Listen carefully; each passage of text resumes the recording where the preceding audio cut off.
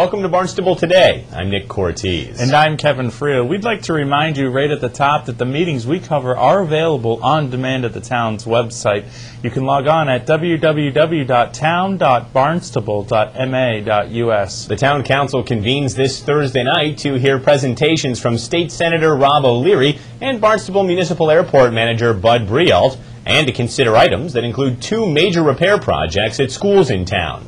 Earlier today, Kevin sat down with Assistant Town Manager Tom Lynch to get more details on Thursday night's agenda. Tom, there are a couple special guests that are coming before the Town Council, State Senator Rob O'Leary and Barnstable Municipal Airport Manager Bud Brialt. Could you tell us a little bit about why they're coming before the council and what they have to offer? I suspect that Senator O'Leary wants to give the council just a brief update on the upcoming legislative session.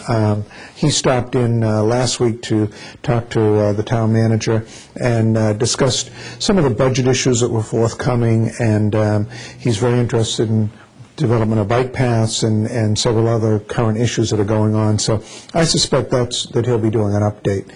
The airport commission is asked to come in, and I suspect Dan Santos, the chair of the airport commission, will be there with Bud Brialt, and I think they want to give an update on lots of folks are reading about in the newspapers about where they are with their terminal development, and how they're doing meeting the 19 conditions that the council put on some time ago. So I think there'll be a discussion back and forth on that, and I think for anyone who's been following this issue in the newspaper, there remain some business plan issues and traffic plan issues and master plan issues that everyone is working on right now. So I think it'll be where are we on our work in progress, and what can we expect. So. Great. So let's move into the Town Council agenda for the 4th. Mm-hmm. The first item you say has been postponed. That's the Community Preservation Funds.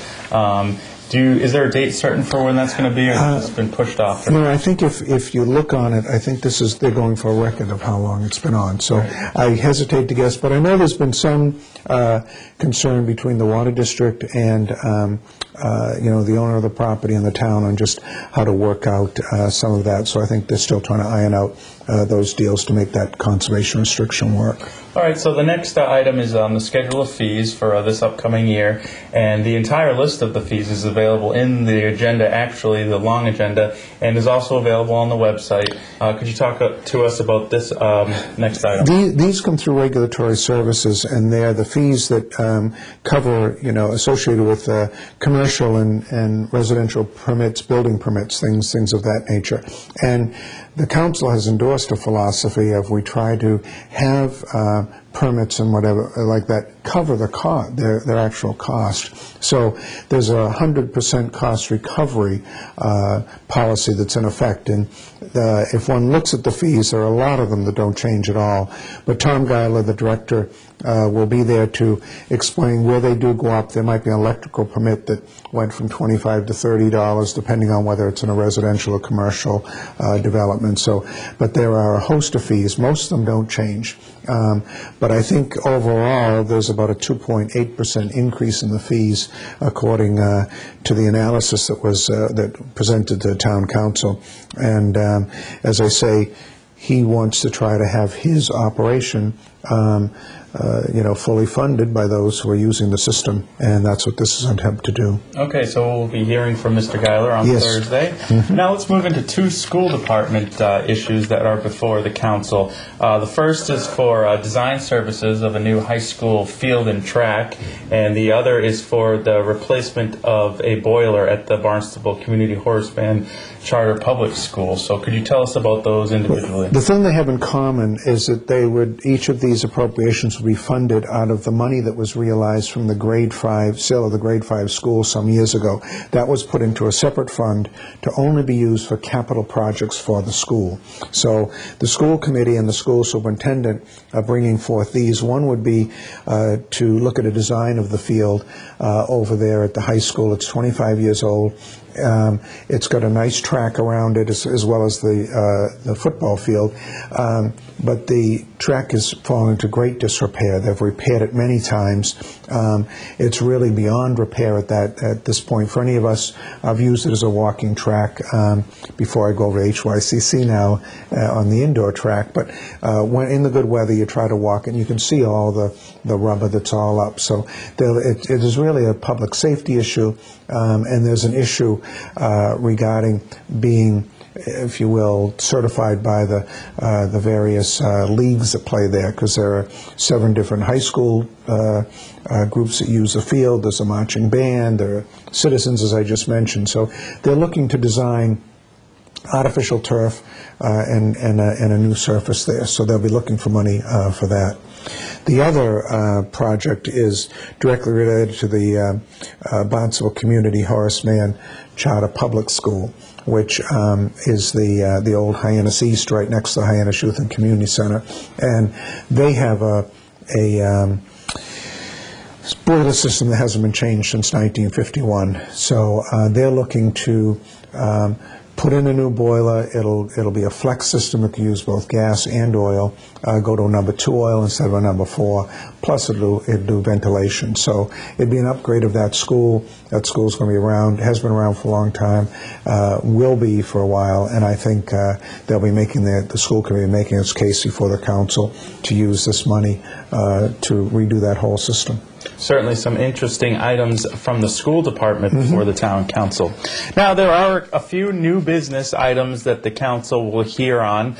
First is about two separate commissions that are being formed? The Renewable Energy Commission and the Citizens Advisory Commission, are they? They've both been formed. It's just a matter of getting them it's administrative change to get them into the code properly. Okay, so that'll be referred to a public hearing. Yeah. Okay, so let's talk a little bit about another item. The next is is about Wequaquet Lake in Centerville.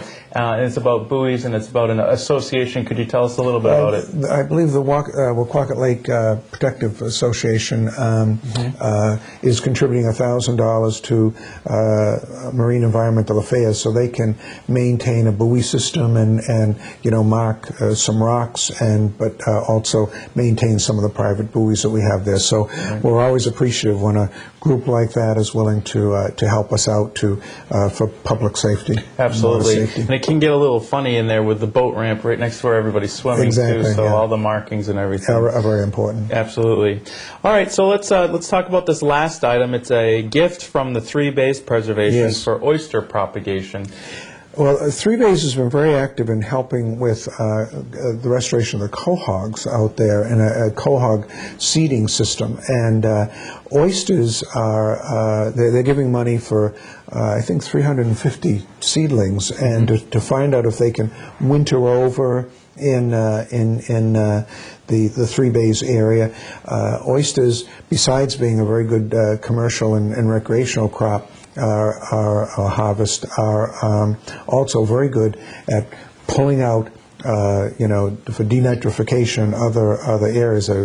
They cleanse an awful lot of the ecosystem. So they've donated money to help with that, and we've got a very active shellfish reclamation system like this, so we're very appreciative of them for this donation.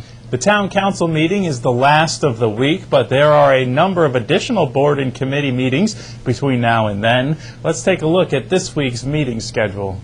At 6:30 in the evening, the Conservation Commission has a hearing in the Town Hall hearing room.